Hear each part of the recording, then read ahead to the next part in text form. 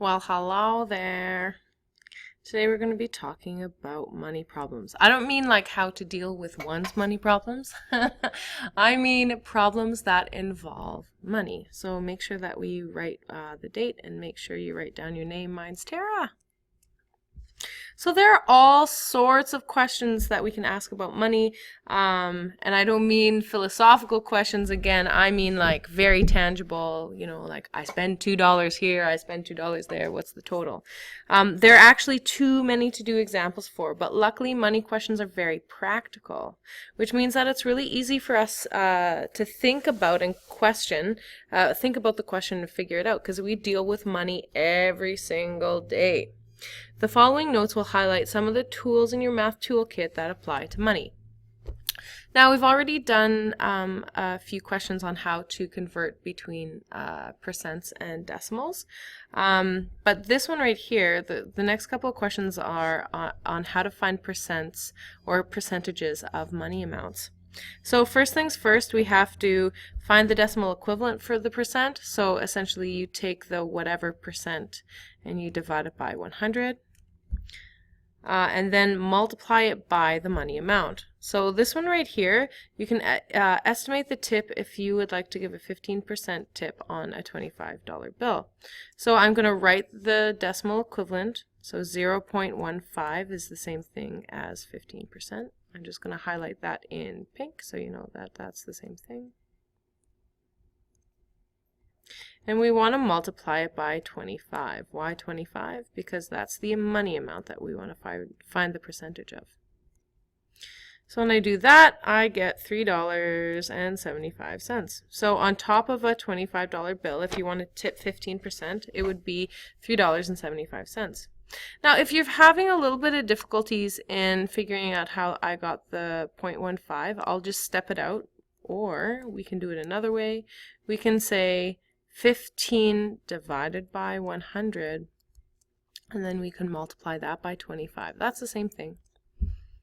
So we would get to the exact same final answer, $3.75. So either way works. If you're having problems converting between decimals and percents, do this one instead, because this one has the calculating the percent all embedded in it.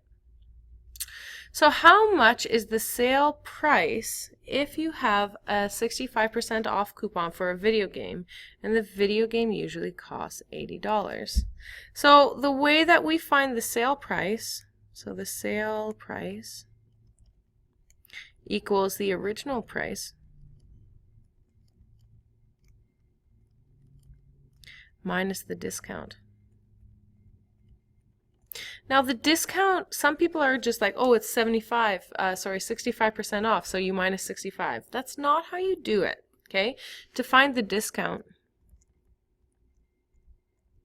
you actually need to find the percent, the 65% of what $80 is. So I would say 80 times 0.65, okay?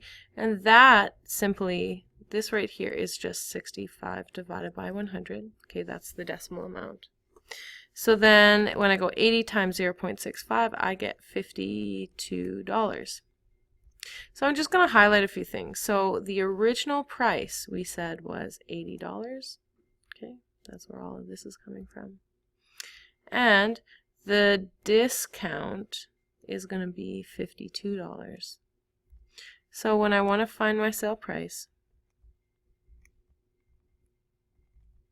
I'm going to say the original price, which is $80, minus the discount, which is $52.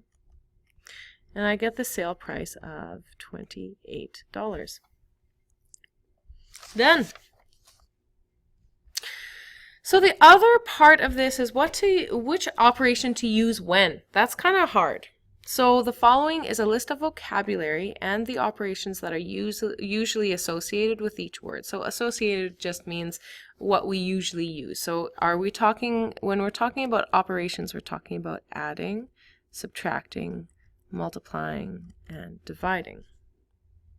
Each question is different though, and you will need to sometimes simply understand the context of the question and decide which operation to use.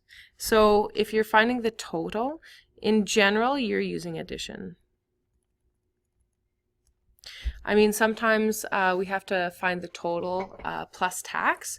So that means you have to find out what the tax is, which will probably involve multiplication. But the final will be addition. How much more or how much less is usually subtraction. Because we're finding the distance, not the distance, the difference.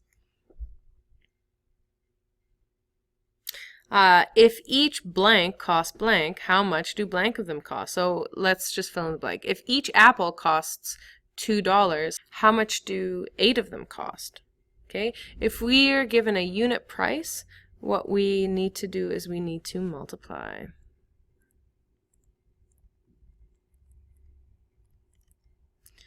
So this is when we are given a unit price. And you need total. Okay. How much do you save? Again, this is the difference, so that we're going to use subtraction. If you spend a total of blank on this many items, how much is each item?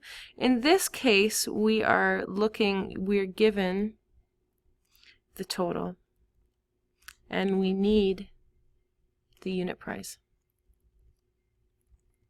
In this case, we're going to use division.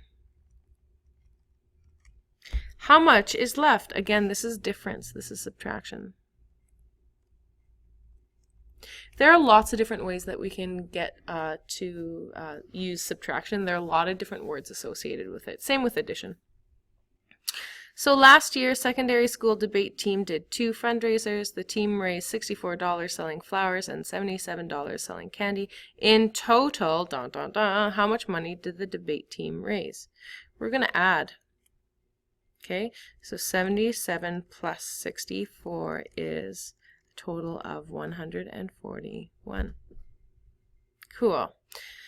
Mrs. Maxwell is trying to pick out a computer. A certain laptop computer would cost $861, but she's also looking at a tablet computer. Ooh. The tablet costs $474. How much more does the laptop cost?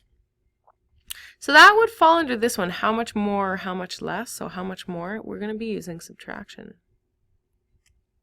So 861, since we're dealing with money amounts, in general, unless you owe money, unless there's something talking about how much you owe, we're going to keep the big number first, minus 474.